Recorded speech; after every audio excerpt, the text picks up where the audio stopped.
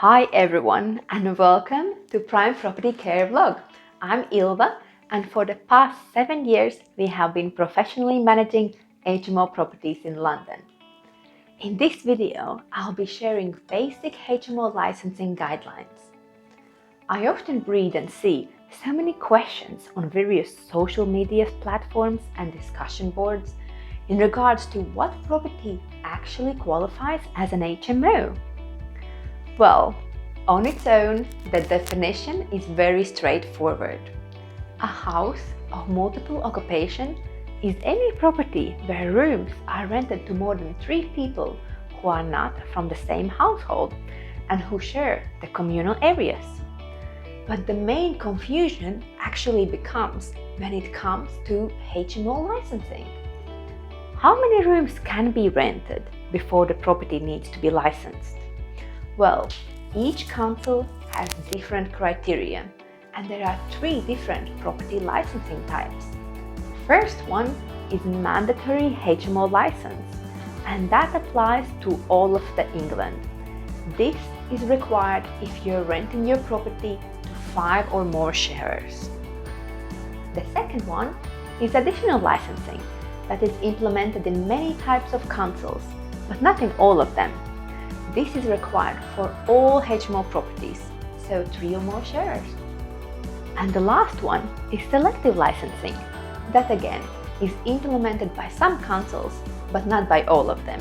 And this is required for all rental properties. If you're renting your property to 5 or more people who are not from the same household and who share communal areas such as kitchen, bathroom, toilet, and the property is their main residence, then you will require a mandatory HMO license. This also applies if you are renting to a group of friends under one tenancy agreement.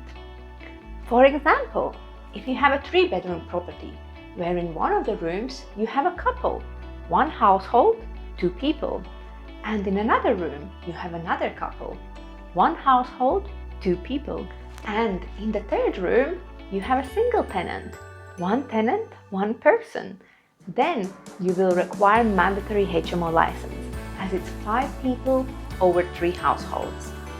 Another example can be that if you rent a 3-bedroom property where you have a couple in one of the rooms and a single person in another and another single person in another room, then you would not require mandatory HMO license as it's 4 people.